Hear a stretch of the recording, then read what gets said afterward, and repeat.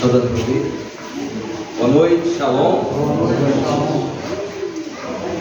A casa do Senhor, a igreja do Senhor. Estava pensando já algumas semanas atrás. A igreja, na verdade, é uma parte do Evangelho onde nós nos reunimos como comunidade, mas eu estava pensando nessas últimas semanas que a casa do Senhor é uma casa de esperança. Eu fiquei pensando em quantas vezes eu tive lutas durante a semana. Eu acredito que é cada um de nós aqui. E você vem adorar o Senhor, cultuar o Senhor, e Deus traz uma palavra ao nosso coração. Às vezes uma revelação, às vezes um versículo, às vezes até mesmo uma ilustração, uma colocação, e aquilo de uma certa forma gera em nós uma esperança, algo de Deus. Às vezes é um consolo, às vezes é um alerta, às vezes é uma exortação, às vezes é até mesmo um puxãozinho de orelha que nós precisávamos para poder nos realinhar, para poder novamente nos colocar de volta nos trilhos, né? E eu estava pensando, né? Porque eu tenho visto muito ataque ao Evangelho, à igreja. Eu sou muito atacado. Muitas pessoas, né? Não pelo fato de ser comigo, né? Quisesse eu que fosse só comigo, mas é impressionante como que nós temos sofrido inúmeros ataques. Às vezes eu estou num local, amado, e pessoas começam a falar mal da igreja, mal dos crentes, mal do Evangelho, e eu concordo, até porque muitas vezes nós somos aqueles que demos um motivo para as pessoas falarem. E eu tenho visto esse ataque de uma forma até generalizada. Eu acredito que isso vai ser normal. Isso até o final dos tempos, isso não vai deixar de acontecer. Mas olha, é impressionante o quanto que eu tenho visto o Evangelho cuidar daqueles que têm recebido de bom grado a palavra do Senhor. Impressionante. Sabe? E depois que a gente passa a casa, né, de 2 décadas andando com o Senhor, a gente já começa a ver algumas coisas, resultado daquilo que as pessoas poderiam ter colhido, poderiam ter decidido, e elas não quiseram fazer aquilo que o Senhor a direcionou, a revelou a fazer. E infelizmente, né? Porque entenda, né? E entenda isso com maturidade.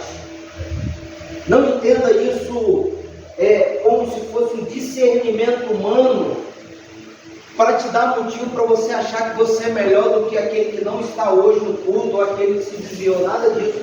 Nós estamos aqui única e exclusivamente pela graça e misericórdia do Senhor. Não temos mérito de uma certa forma para nos gloriar. A Bíblia fala que aquele que se glorie no Senhor, conhecer o Senhor, porque é Ele que nos fez chegar onde nós chegamos. Mas eu tenho visto onde muitas pessoas têm chegado, sabe? Pessoas têm colhido aquilo que elas mesmas plantaram, infelizmente. E é muito triste. Inúmeras pessoas, né, têm nos procurado. E sinceramente, amado, não é uma questão de nós não querer ajudarmos ninguém mais, né? Quem somos nós para fazer esse tipo de juízo de valor sobre alguém, sobre o valor de uma pessoa? Mas sabe, é impressionante o quanto que nós temos visto, talvez passarem 5, 6, 7, 8 anos, e você, a pessoa te procurar, né, de uma certa forma uma ajuda, e você falar: meu irmão, quantas vezes eu te aconselhei para cuidar? Quantas vezes eu quis te aconselhar, eu quis te alertar? Sabe, esses dias, um camarada que estava aqui no nosso meio, e quantas vezes esse cara bateu na porta da minha casa, e eu sentava com ele, né, no degrau ali da minha casa, e falava: meu irmão, não concentra nas pessoas, concentra na tua vida espiritual.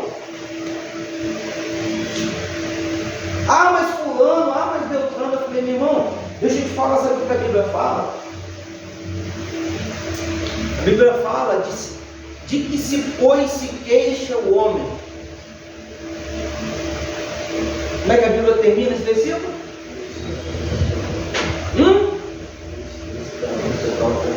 Queixe cada um do seu próprio pecado. E quantas vezes eu falei aqui para ele, eu falei: meu irmão, deixa eu te falar. Sabe o que Paulo falava? O maior teólogo, o maior apóstolo, o maior missionário, aquele que, né, foi entre todos aqueles, foi o grande, o maior, talvez o maior de todos, que mais foi usado. E a maioria dos textos bíblicos do Novo Testamento, a grande maioria, é tudo revelação de Deus sobre a vida desse homem. E ele dizia, né: eu que sou o maior dos pecadores. E sabe a tristeza de você depois ver o cara na rua. E eu lembro que minha última conversa, quando esse rapaz foi lá em casa, trazer as suas queixas, trazer as suas mazelas, eu aconselhei ele a olhar para dentro dele, ao invés de olhar no ângulo de juízo, né, o juízo próprio.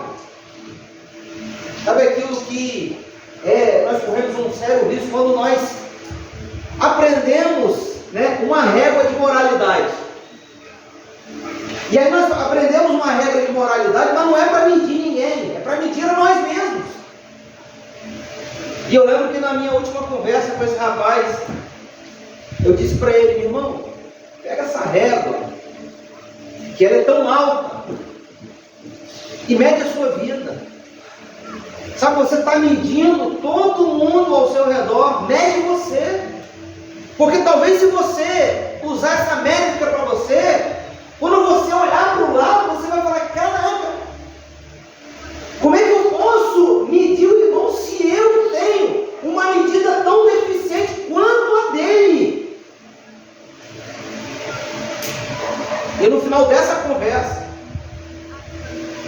ele virou para mim e disse assim: pastor, eu estou vendo que você é mais um igual a eles.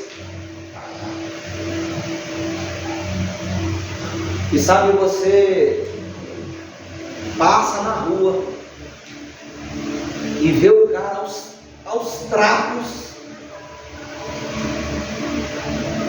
com um saquinho de bala na mão, no sinal, vendendo uma bala para levantar um dinheiro para sustentar a desgraça do seu próprio vício. Porque chega uma hora, mano, que quando aos olhos de Deus você rejeita num nível de revelação que lhe foi confiado, a Bíblia fala que Deus os entregou às suas próprias paixões. Então Deus larga de mão. E eu vou dizer uma coisa para você, amado. O dia que eu tentei botar a mão no volante da minha vida, eu levei a minha vida para uma direção muito trágica. E eu não quero pegar de volta esse volante. Então entrega o controle total. Entrega o volante de forma voluntária. Sabe como? Como se você entrasse no carro e você sentasse do lado e você entregasse o volante da tua vida. É ele que vai, não é você. Vira para a esquerda, vira para a direita. Não. Ele não é o seu chofer.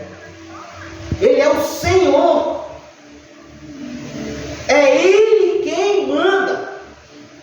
E Ele vai te levar aonde Ele quer, sabe por quê? Porque é Ele quem sabe, e Ele quem tem os pensamentos, e aí Ele fala que os meus pensamentos são mais altos que os teus pensamentos, porque Ele tem propósito com a tua vida, com a minha vida. Amém? Gostaria que os irmãos abrissem a palavra de Deus em 2 Reis, capítulo 13. 2 Reis, capítulo 13.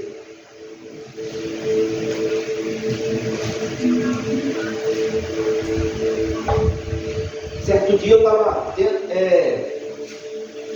entregando meus pensamentos para Deus, e eu não lembro se eu estava orando, se eu estava meditando, eu não lembro se eu estava talvez num lugar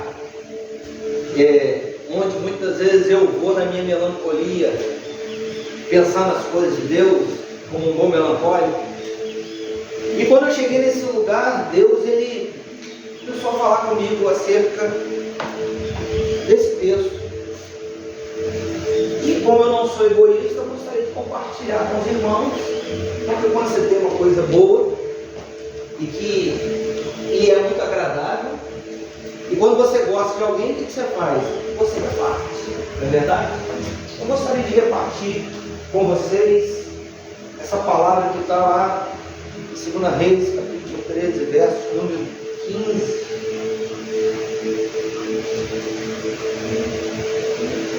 O nome, o tema dessa palavra é Rompendo os Meus Próprios Limites.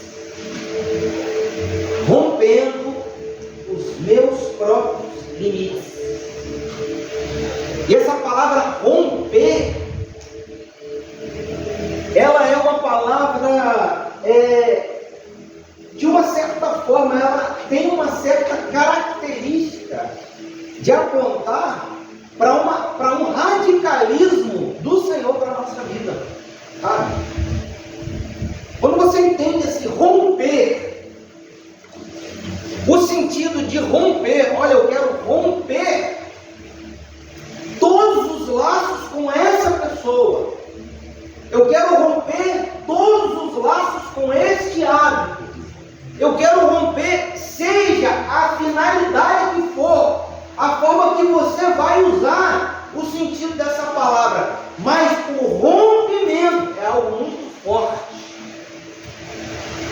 E é como se o significado desse próprio tema, ele estivesse totalmente, de uma certa forma assim, entrelaçado com tudo que nós vamos falar nessa noite. Porque, interessante, certa vez Paulo, numa das cartas, e Paulo estava tendo aquele insight espiritual de Deus, do Espírito de Deus para ele, e ele diz assim, olha, Paulo falando aos Gálatas, e ele diz assim, olha, vocês corriam e estão bem. Cara, no início vocês estavam assim, caminhando de uma certa forma, dando os primeiros passos, sabe?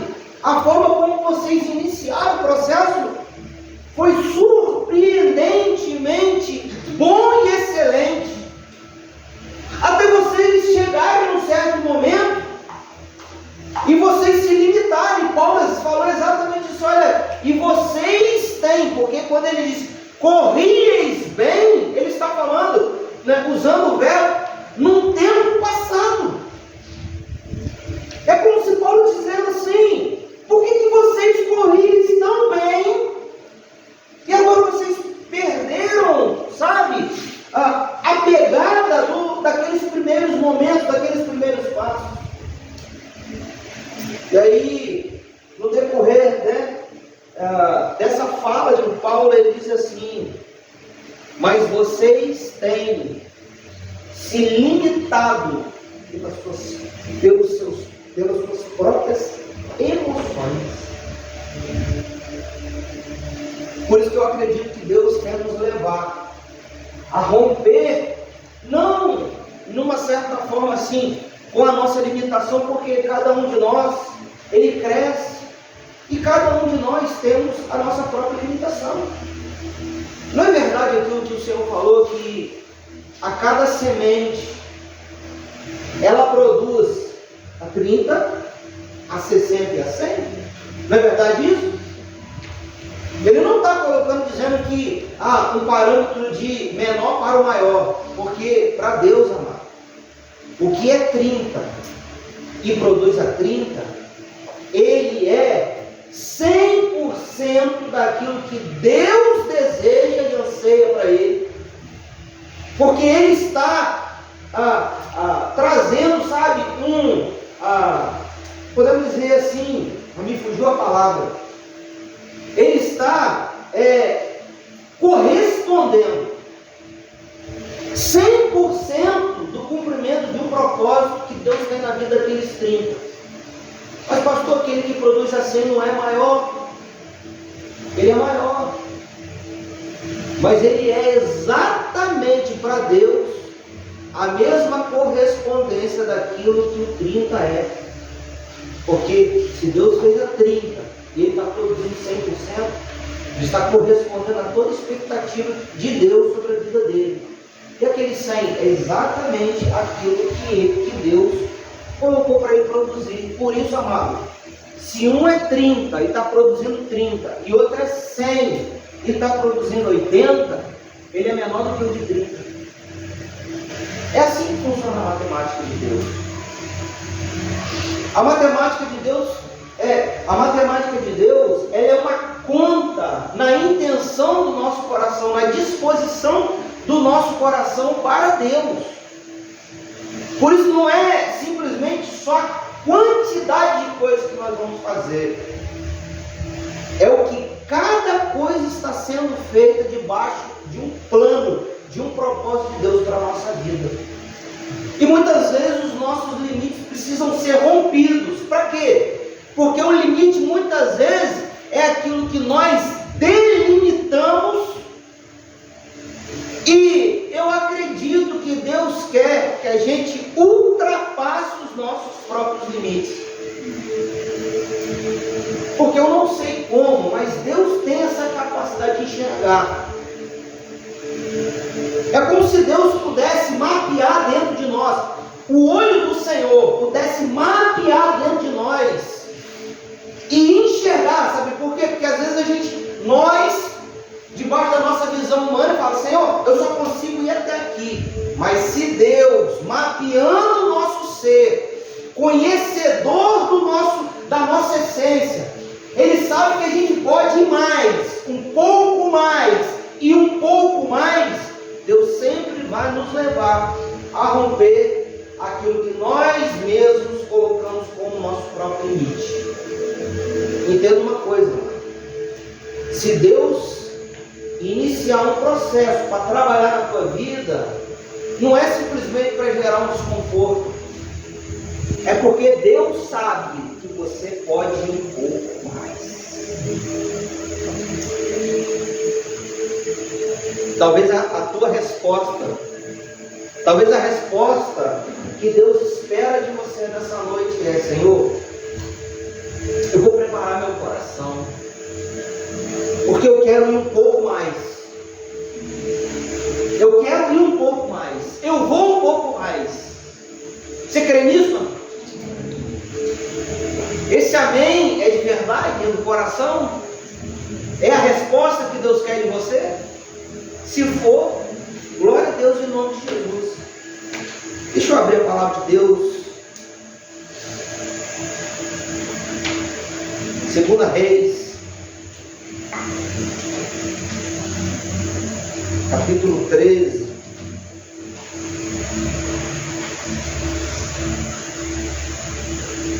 a partir do verso de número 15.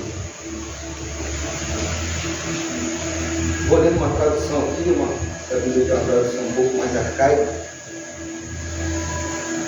Verso de número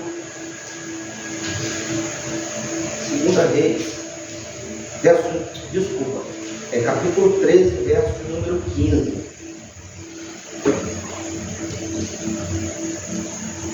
Vamos ler a partir do verso 14. E Eliseu estava doente na sua doença, que morreu, e Jeoás, rei de Israel, ele e chorou sobre o seu rosto e disse: meu pai, carros de Israel e seus cavaleiros. E Eliseu lhe disse: toma um arco e flechas. E tomou um arco e flechas. Então disse ao rei de Israel: põe a tua mão sobre o arco. E pôs sobre ele a sua mão. E Eliseu pôs as suas mãos sobre as mãos do rei. E disse: abre a janela para o oriente. E abriu-a. Então disse Eliseu: atira. E atirou. E disse: a flecha do livramento do Senhor é a flecha do livramento contra os sírios, porque ferirá os sírios em Afeca até os consumir. Verso 18. Disse mais: toma as flechas. E a tomou-as. Então lhe disse o rei de Israel: fere a terra. E feriu-a 3 vezes e cessou. Feche teus olhos. Senhor, em nome de Jesus, nós entregamos cada vida, cada coração, cada irmão que veio aqui cultuar, buscar a tua face. Veio, Deus, na casa do Senhor, porque o seu coração vive na essência de um adorador, de que poderia estar buscando qualquer coisa nesse tempo, nesse momento, mas abriu mão de qualquer outra coisa na sua agenda para estar aqui, para buscar um pouco mais das coisas do Senhor. E eu peço ao Senhor, Pai, alimenta-nos nesta noite com o maná do céu, com o pão espiritual, com aquilo que nós precisamos para alimentar a nossa alma e o nosso espírito. Fala profundamente, testifica em nosso espírito e em nosso coração. Queremos aprender contigo, o ensino vindo da parte do Senhor.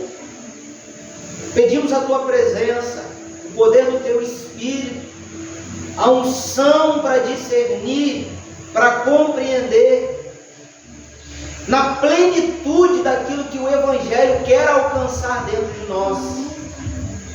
Nós pedimos assim, clamamos assim, em nome do teu Filho Jesus. Amém. Amado, essa é uma história onde é muito interessante, porque fala de um encontro. E o encontro é entre 2 figuras, aquele que estava agora, de posse do trono de Israel, e do outro lado, aquele que é considerado um estereótipo de Cristo, por incrível que pareça. Eliseu, ele carrega o emblema do estereótipo de Cristo. O próprio Elias, ele tem uma espécie de similaridade com o profeta João Batista. O João Batista, ele foi o precursor, aquele que certa vez disse: olha, não sou eu quem vocês esperavam, porque virá alguém que eu não sou digno nem de desatar as suas sandálias. Aquele que João Batista apontou e disse assim: olha, lembra aquilo que eu levava vocês, influenciava e ensinava vocês a batizar pela remissão dos seus pecados? Está vendo aquele lá? Aquele é o Cordeiro definitivo. Eis o Cordeiro de Deus que tira o pecado do mundo. Eu vos batizo com água, mas virá um maior do que eu, que vos batizará com o Espírito Santo e com fogo. Ele estava sendo precursor, estava apontando alguém que era maior do que ele, o Messias prometido a Israel e ao mundo. E Eliseu figura de Jesus, porque agora, quando você traça um paralelo ali, a similaridade entre os milagres, os prodígios que Eliseu fez, eles seguem uma mesma cadência dos milagres de Jesus. Depois você pesquisa, para você ver, são muito parecidos. Milagre da multiplicação dos pães, Eliseu também fez.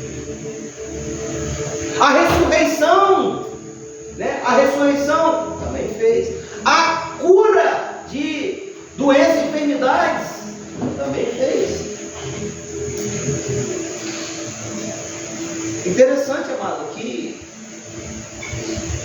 a semelhança é tão grande que quando Eliseu morreu, foi sepultado, e depois de algum tempo, a Bíblia fala que eles estavam enterrando um jovem, e no momento do enterro, eles estavam assim, eles avistaram uma caravana de salteadores. O risco era iminente, que alguém avisou: olha, nós estamos tendo uma invasão. Eles lançaram o morto sobre o local da sepultura de Eliseu. Todo mundo sabe da história, quando o morto, ele encostou nos restos mortais de Eliseu. A Bíblia fala que aquele homem, ele foi ressuscitado, e foi uma ressurreição. A Bíblia fala que ele deu um pulo, saiu correndo também.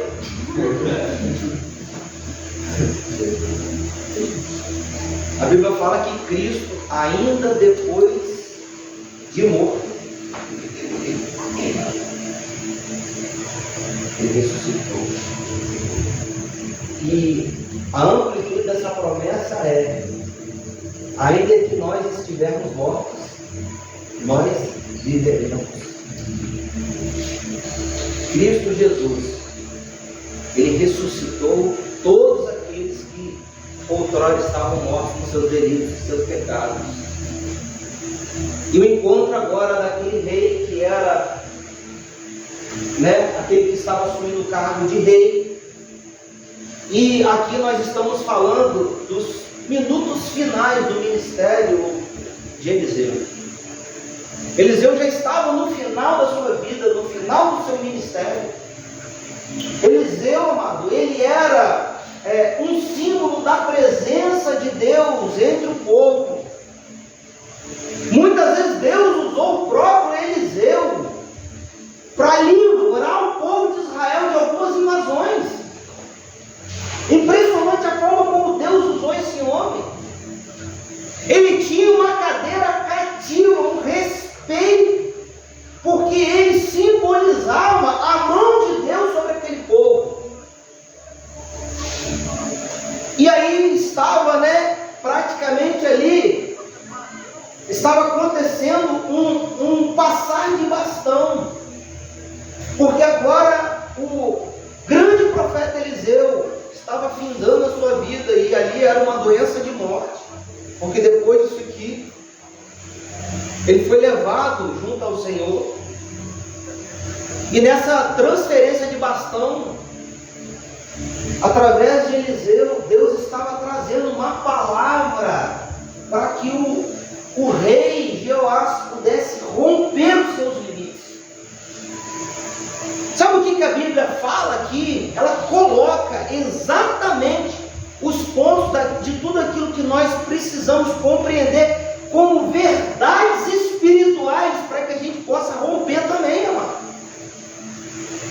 E eu fico pensando, muitas vezes, essas verdades, elas chegam até nós, elas são reveladas até nós, e, gente, nós como povo de Deus temos que entender que qualquer falta de atenção, qualquer omissão da nossa parte, nós deixamos de romper aquilo que Deus poderia fazer em nós e através de nós. Literalmente, amado, nós corremos o perigo de perdermos as melhores oportunidades. Muitas dessas Deus tem colocado, literalmente, Deus tem feito cair no nosso colo.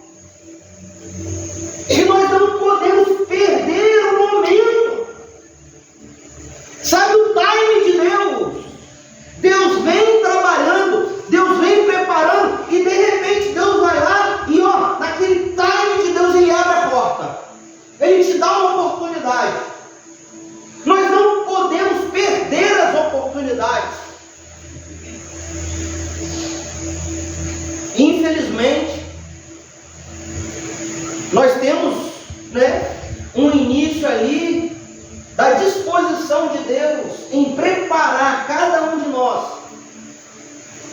Mas também nós temos que aprender a lição, porque se nós perdermos esse tempo, esse time de Deus, nós vamos deixar muitas coisas de não ter acontecido no nosso tempo e através de nós. Eu acredito que tem muitas coisas que hoje no mundo não tem acontecido porque pessoas têm perdido a oportunidade. Deus tem colocado na nossa frente, tem feito cair no nosso colo, e às vezes nós, por uma omissão, por um acovardamento, talvez por uma preguiça espiritual, talvez por falta de um discernimento e uma sensibilidade. Eu gosto muito daquela definição de sucesso dada pelo John Maxwell. John Maxwell diz que o sucesso é o encontro entre a preparação e a oportunidade. Ele diz que quando você vem se preparando,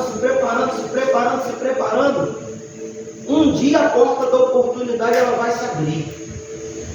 E quando você vai deixando todo esse preparo sendo desenvolvido na sua vida, quando chegar a oportunidade, você vai estar preparado.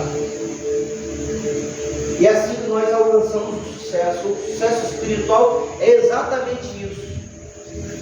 E olha, amado, não foi diferente. A Bíblia fala que Eliseu, após o final do verso 14, quando o rei Jeoás, o rei de Israel, desceu a ele, chorou sobre o seu rosto e disse: meu pai, carros de Israel e seus cavaleiros. Eu fiquei pensando, esse rei saiu da onde ele estava. Ele saiu lá do local da sua morada, da cidade onde ele estava, do local onde ele habitava. E ele foi atrás de uma visita, porque ele soube que o profeta estava doente. Algo tocou no coração dele. Eu acredito que uma chave virou ali, que o motivou a ir até lá. Você imagina, ele sair da onde ele estava, e de repente ele chegar para a comitiva dele e dizer assim: olha, amanhã eu vou sair de onde eu estou e eu vou para um lugar, porque eu tenho um propósito, porque algo mexeu em mim, algo mudou, uma chave virou. Eu tenho que ir até o profeta Eliseu, eu fiquei sabendo que ele está doente, eu preciso ir lá. Ele saiu de onde ele estava, e ele foi até o profeta Eliseu. Amado, posso falar uma coisa? De coração para coração. Por mais que tenha sido uma atitude muito bonita, uma atitude até louvável, mas não saia da onde você está. Não vá simplesmente andar por um caminho, não vá por uma direção, se você não tem um propósito alinhado ao propósito de Deus. Não saia por sair, não saia simplesmente só por uma intuição, não chega aqui para a igreja simplesmente para cumprir uma tabela, para dizer: olha, eu tenho que fazer uma visita, eu tenho que ir lá, passar aqueles minutos lá, porque, de uma certa forma, o que está lá naquele lugar, o que está acontecendo lá naquele lugar, aquilo lá me constrange ao ponto de eu não poder ficar em casa. Se você vai sair da tua casa, se você vai fazer alguma coisa, se levantar para fazer alguma coisa, seja qualquer coisa, não faça sem um propósito. Amado, eu vou dizer uma coisa para você: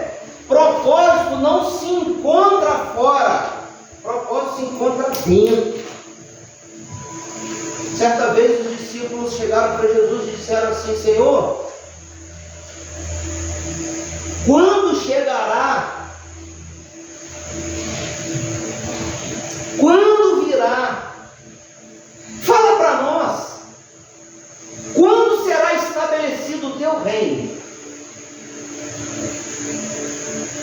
Jesus virou para ele. E eu já tentei imaginar aquela cena inúmeras vezes na minha cabeça. Jesus olha para os olhos dele e diz assim: o meu reino já chegou. Ele está dentro de vós. Você não precisa sair para buscar alguém. Essa palavra de Mateus, no capítulo 28, a chamada da grande comissão, a palavra ide. No original, a palavra é indo. Indo, portanto, é você aonde você está. Você está no propósito. Aonde eu estou buscando o reino de Deus e a sua justiça. Eu não sei, eu fui colocado para fazer qualquer coisa, para executar qualquer trabalho, me confiado qualquer coisa que tenha sido confiado sobre a minha mão. Ali onde eu estou vivenciando o reino de Deus. Porque se você não estiver vivendo assim, amado, você vai simplesmente fazer uma caminhada tentando encontrar lá na frente um propósito. Você precisa já sair com um propósito. E não foi assim com o rei Joás.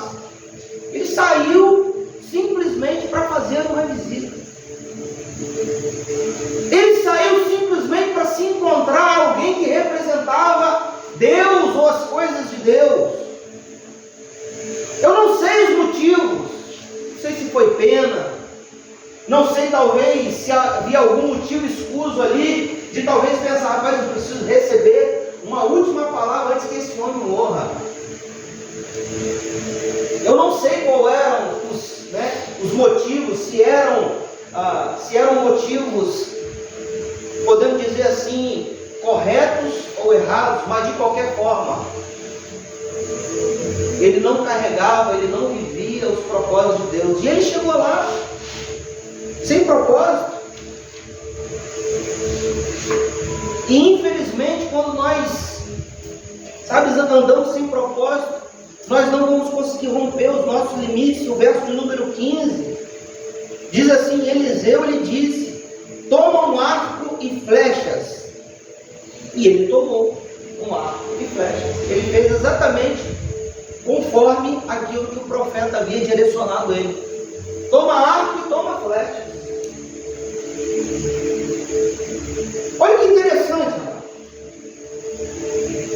Eu queria trazer aqui, porque, cara, toda vez que Deus ele coloca desafios diante de nós, Ele também, junto com os desafios, você precisa prestar atenção, porque Deus começa a trazer também alguns sinais. É sério, mano, quando você está vivendo um propósito, o que vai acontecer? Quando você está no propósito, qualquer coisa que chega para você faz parte do propósito, não é assim? Por exemplo, quando você está vivenciando um propósito e chega alguma coisa boa, você dá um glória a Deus. Chega alguma coisa ruim, você também dá um glória a Deus, em confiança, porque você entende que aquilo ali faz parte de um recurso de Deus, da parte de Deus, para o cumprimento do propósito. Mas quando você não tem um propósito, não está vivenciando um propósito, cara, quando começa a aparecer sinais, você não tem a percepção. Sabe o que acontece com os sinais? Você fica confuso, você não sabe o que fazer. Você não sabe se você tem que dar um glória, você não sabe se você tem que recorrer a alguém, você não sabe se você chora, você não sabe se você faz birra. Você começa a entrar numa certa confusão, tipo igual o Davi quando estava sem Deus, Saul quando estava sem Deus. Chegou um momento que ele estava em aperto, estava no meio da guerra e disse: olha, com as suas próprias forças, totalmente fora do propósito, Olha, gente, vamos fazer o seguinte: vamos tentar vencer essa guerra pelo religiosismo. E aí ele pegou e levantou lá, né, um projeto espiritual muito doido. Ele diz assim: ó, vai todo mundo jejuar no meio de uma batalha. Que doideira! Você precisa de força numa batalha, você precisa de um jejum. O jejum é para você fazer antes da batalha. Aí você vê que quem é religioso, ele não faz o dever de casa. Ele chega no aperto, ele quer inventar uma mística para tentar torcer o braço de Deus, para Deus fazer aquilo que ele precisa naquele momento. É igual sair de casa sem propósito. E a Bíblia fala que num determinado momento da guerra, a Bíblia vai, os homens começaram a se desfalecer. Literalmente, eles estavam batalhando ali horas e horas e horas e horas, e eles não tinham mais força. Só que essa palavra de comando não havia chegado até o filho dele. E Saul, em meio àquela, né, muito emocionado, né, ele proclamou um jejum, e na sua radicalidade, né, numa tentativa dele ser muito espiritual, ele disse assim: se alguém comer, ele tem que ser morto. A Bíblia fala que chegou num determinado momento, o filho dele estava lutando. Mas quantas vezes o filho dele meteu as caras na guerra e lutou a favor do pai dele, do povo de Israel? A Bíblia fala que num determinado momento, Jonas estava lá, chegou no lugar lá, estava lutando, lá ele viu um favo de mel. E ele foi lá, né, com a ponta da espada, ele foi lá e arrancou a ponta do mel. E ele comeu, e ele deu de comer aos homens que estavam junto com ele. E a Bíblia fala que os olhos daqueles homens que estavam decaídos voltaram a brilhar. Sabe o que é isso? Energia. E a Bíblia fala que aquela força, eles conseguiram dar continuidade lá na guerra. Aí depois ele voltou lá e, né, como o filho dele havia avançado na guerra, ele voltou lá e disse assim: olha, né, veio uma desgraça sobre Israel, e ele começou a culpar alguém que havia comido. E queria, no final da sua, queria matar o próprio filho. Sabe o que aconteceu? Uma confusão danada. Por quê? Porque o povo se juntou e falou para esse rei: não dá para matar ele não. Esse homem lutou com extrema fidelidade. No final das contas, virou uma confusão danada. Porque quando nós estamos, sabe, amado, fora do propósito de Deus, e chega determinados momentos que Deus faz acontecer, Deus começa a provocar certos desafios para nos despertar, para nos empurrar para um crescimento. Às vezes a gente está querendo ir para um lugar e Deus está te forçando para você ir para um outro lugar. E Deus começa a adicionar determinados desafios. E quando Deus lança esses desafios, Deus começa a manifestar alguns sinais. Se você não estiver sensível, se você não estiver debaixo do propósito, você não vai entender. E foi exatamente assim. Deus lançou um desafio. Foi quando o profeta levantou e disse assim: olha, pega um arco e pega as flechas. Um homem no propósito, quando o homem está no propósito, ele está mais sensível aos sinais de Deus. Opa! O que Deus está querendo com isso? Ele pensa em quem? Ele pensa em Deus. Ele pensa em quem? Ele pensa no cumprimento das coisas de Deus. Ele pensa em quem? Ele pensa no propósito das coisas de Deus sobre ele. O que? Um arco e uma flecha. Aquele homem simplesmente, sem propósito, ele foi lá e pegou o arco e a flecha. Vai pegando a visão aí. Vai pegando essa visão aí.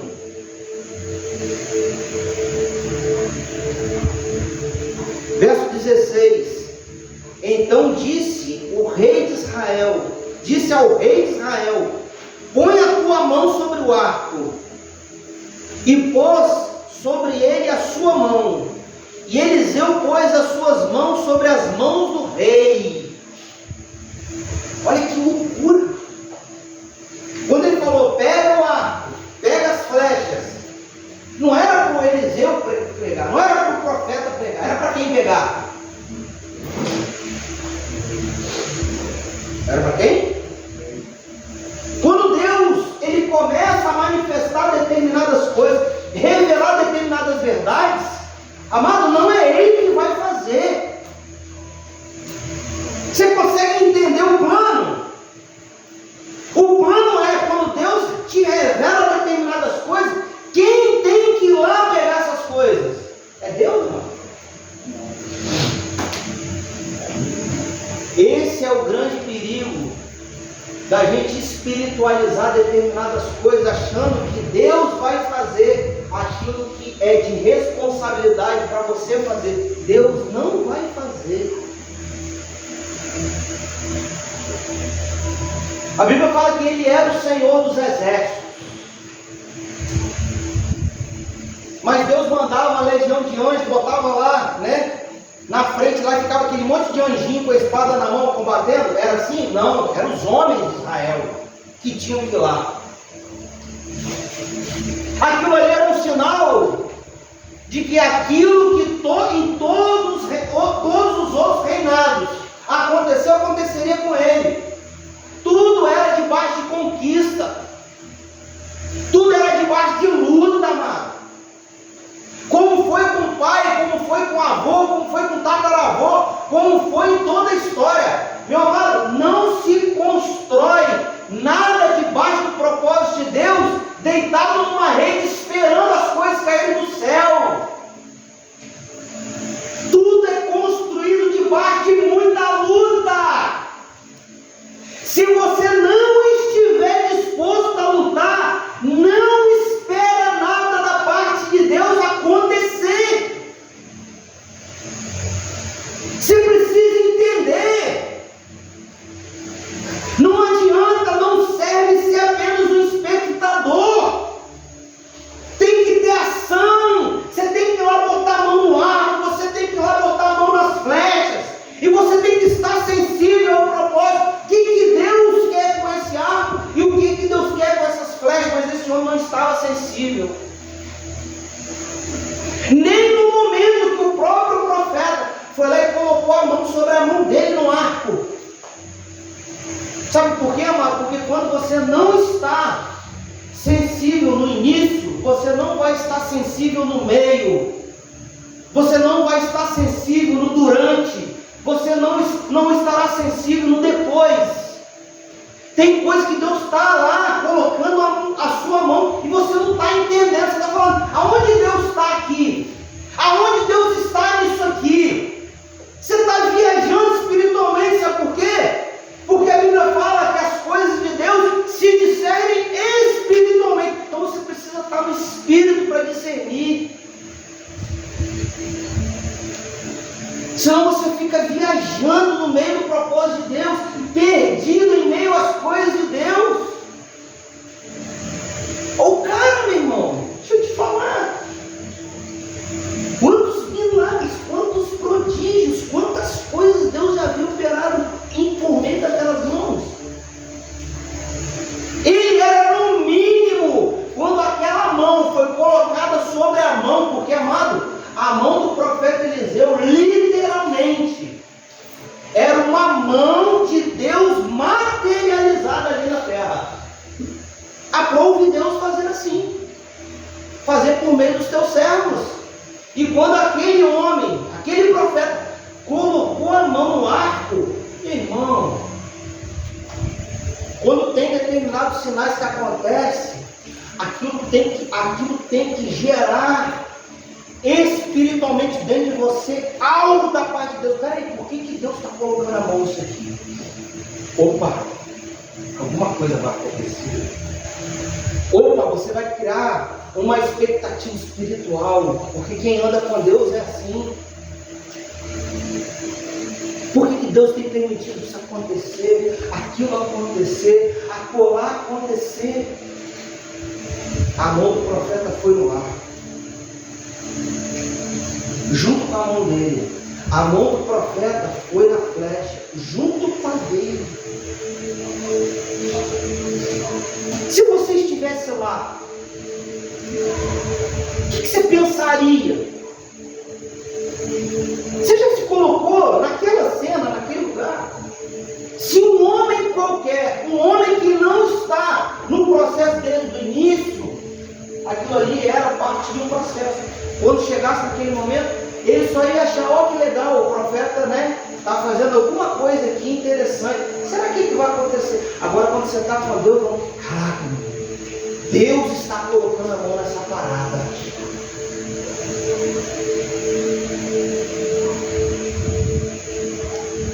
Tem um palestrante que ele falava assim: fica de olho nos sinais. De olho nos sinais. Presta atenção aos sinais que estão acontecendo, que estão sendo liberados da parte de Deus.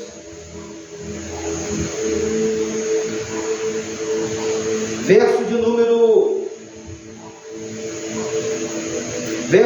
17. E disse: abre a janela para o oriente. E abriu-a. Então disse Eliseu: atira. E atirou e disse: a flecha do livramento do Senhor é a flecha do livramento contra os Círios, porque ferirá os Círios em Afeca até os consumir. Ele estava projetando algo da parte de Deus. Primeiro, os Círios. Quem eram os Círios?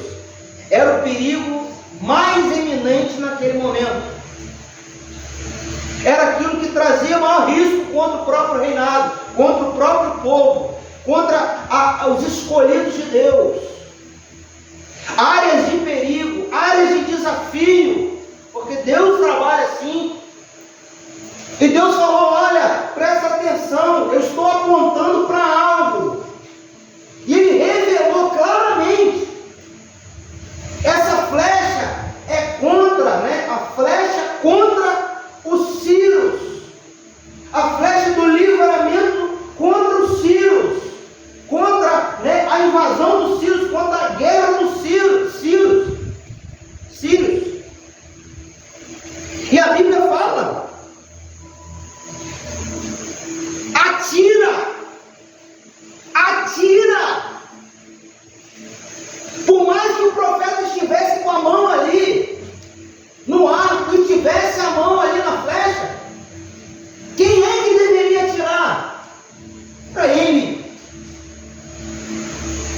Deus acompanha as nossas escolhas. Deus não faz as nossas escolhas. Deus acompanha as nossas escolhas. Deus não faz. Ele não faz, Ele acompanha. Ele está junto.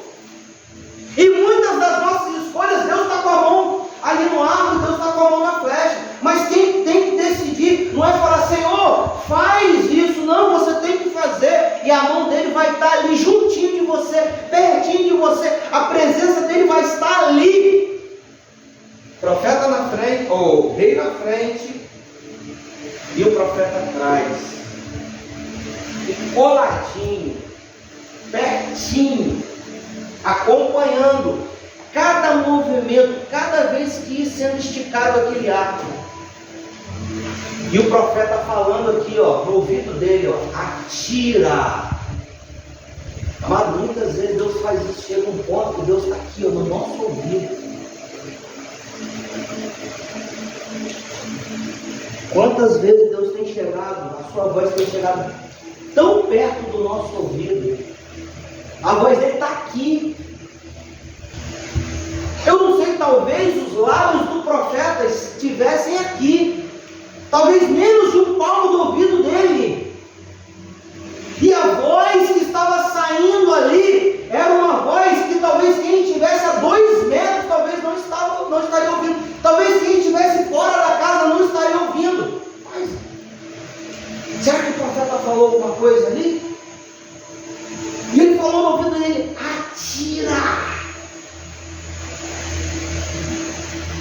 Deus não vai deixar de falar. Deus não vai ignorar aquilo que Ele tem que falar com a gente. Por mais que Deus tenha um limite.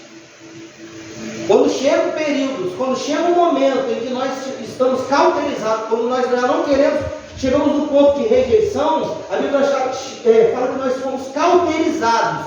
Deus para de falar. Mas Deus falou: atira, porque essa flecha será a flecha de livramento do Senhor contra os ciros.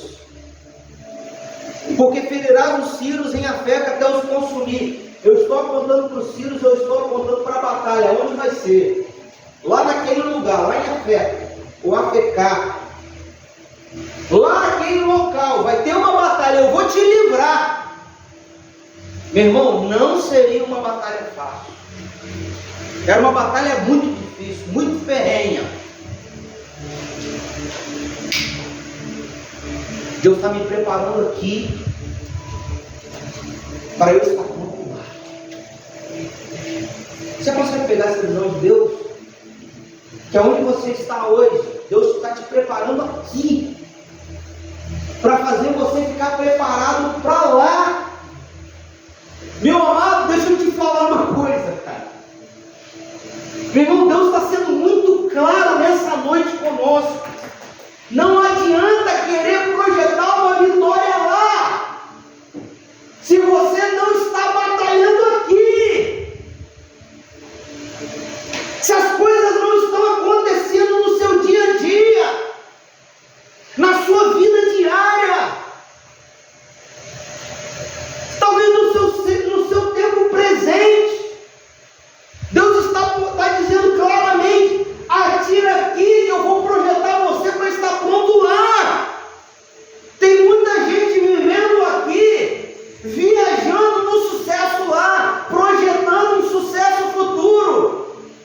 Meu irmão, não caia nessa mentira, nessa ilusão. Você tem que estar pronto aqui no tempo de hoje, para Deus te levar, e quando chegar lá você está pronto lá. Eu sei que parece um clichê, mas aquilo que o pastor Ronaldo Lidório falou ainda é uma verdade. Se você não é bênção aqui, você não vai ser bênção lá. A Bíblia está falando que se você não estiver pronto aqui, você não vai estar pronto lá.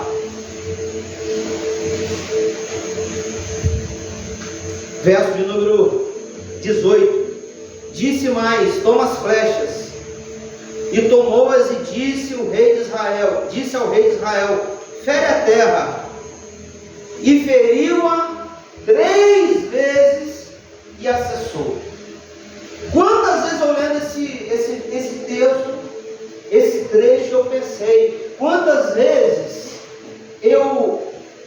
flechas eu atiraria, quantas vezes eu atiraria por terra? Ele atirou 3.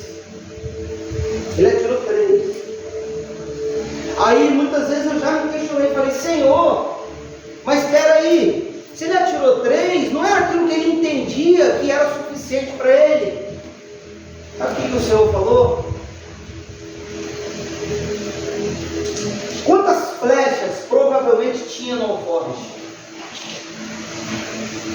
Quantas flechas caberiam no alforje?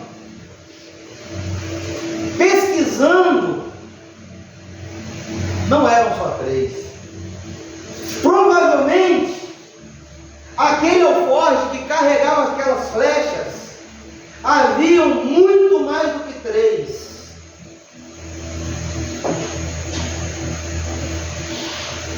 Talvez a que tinha naquele alforje eram 6, eram 7, eram 8, eram até 10. Poderiam até ter até 10 flechas. Sabe o que Deus está falando conosco? Que quando Ele entrega algo na sua mão, porque talvez se Deus daquele alforje tivesse apenas 3 flechas, Deus não falaria isso. Mas porque tinham mais flechas, e aquele homem foi negligente o suficiente para gastar apenas 3. Ele usou apenas 3.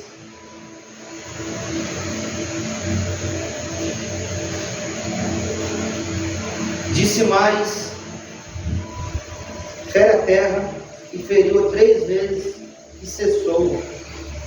Então o homem de Deus se indignou muito contra ele, e disse: 5 ou 6 vezes deverias ter ferido. E aí Deus trouxe uma métrica. Deus disse para ele: peraí, deixa eu te falar. Se você pega lá um alforje com 5 ou 6 oportunidades, você só vai usar 3. Sabe qual era a conversa, a resposta de Deus para ele? Deixa eu te falar. Se eu te dou uma totalidade, você só vai até metade. Você acha que isso é suficiente? Deus se indignou. Sabe por quê, amado? Porque ir até a metade, usar até a metade, significa que quando você usa qualquer medida de conveniência, eu só vou até onde me é conveniente, eu só vou até onde não me traz um prejuízo, um esforço físico, financeiro. Eu só vou até onde eu não preciso usar uma medida de sacrifício que me incomode. Você pode ir, mas Deus não vai deixar de dizer: meu irmão, eu não te chamei você pelas metades. Eu não estou pedindo de você a metade da sua disposição, a metade daquilo que eu projetei para você fazer. Eu estou te chamando para você viver uma totalidade. Você não tem que pegar 3 flechas e botar na terra, não, meu. Se Deus te chamou para alguma coisa, dá tudo o que você pode dar. Entrega tudo o que você tem para entregar para o Senhor. Vá até onde, sabe, rompam-se os seus próprios limites. Entregue tudo, viva tudo.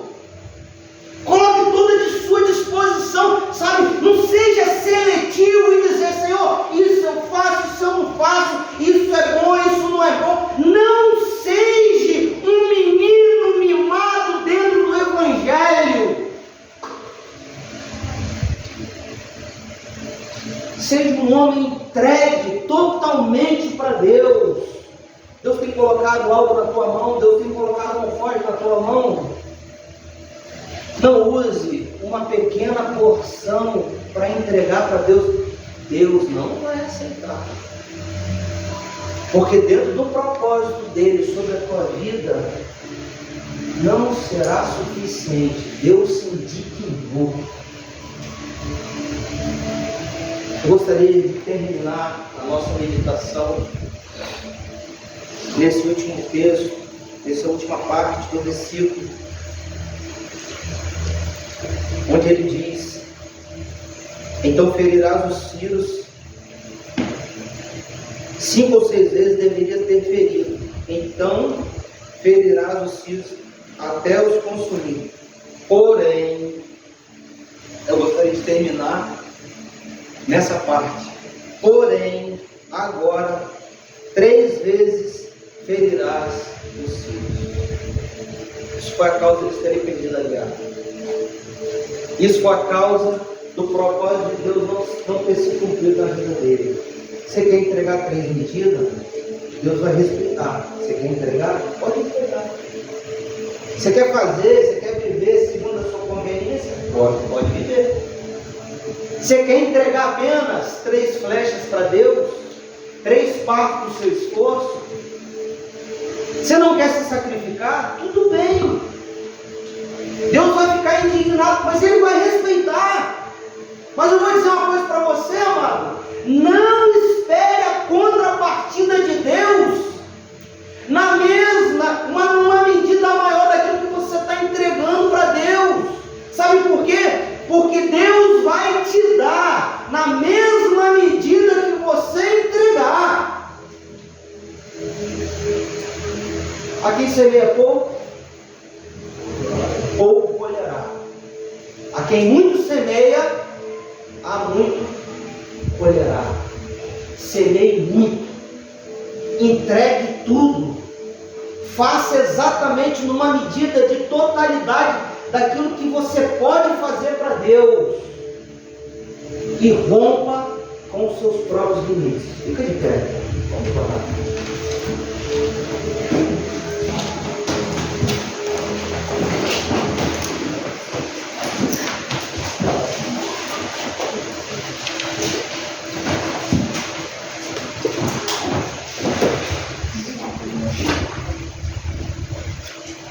Eu não sei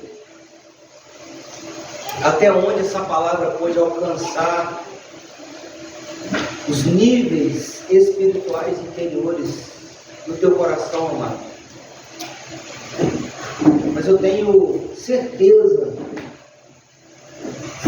que Deus separou esse tempo, separou essas palavras, separou essa porção e essa ministração dessa noite para mexer, para provocar algo dentro de nós, para que nós pudéssemos ser despertados para algo da parte de Deus, para que Ele pudesse provocar esse alinhamento, esse conserto, para que isso pudesse unir você ao propósito eterno do Senhor para a sua vida. Amado, não rejeita a voz do Senhor. Não rejeita aquilo que Deus trouxe, o ensino do Senhor, da parte do Senhor que caiu sobre nós nessa noite. Amado, abre o teu coração, saia daqui com uma disposição convertida em fazer, em obedecer exatamente aquilo que Deus projetou você para fazer e para ser.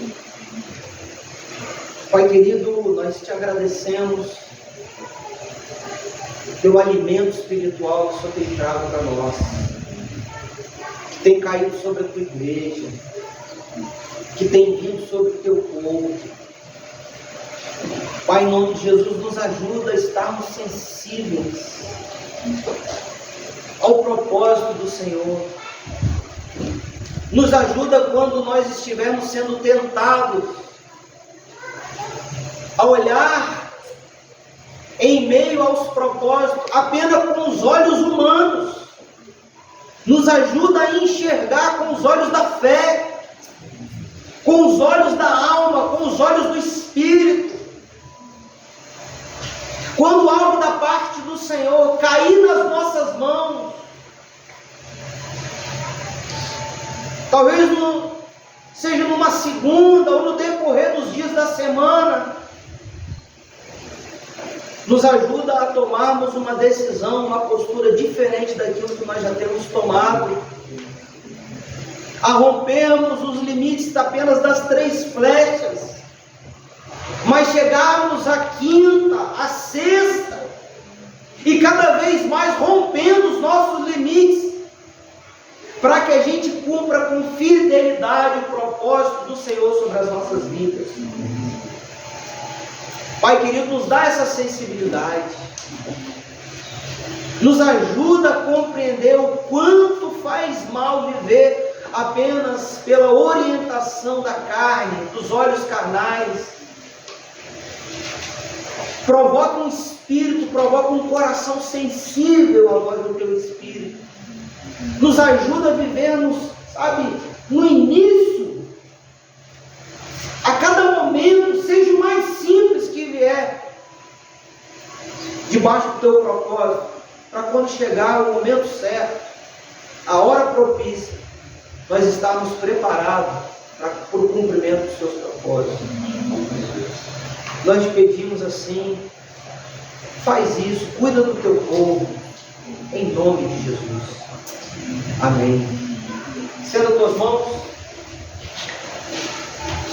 Eita glória! Asaf nasceu, galera. Glória a Deus. Aleluia. É que enfim, ele esperou quanto tempo, Miguel? Uma semana, né?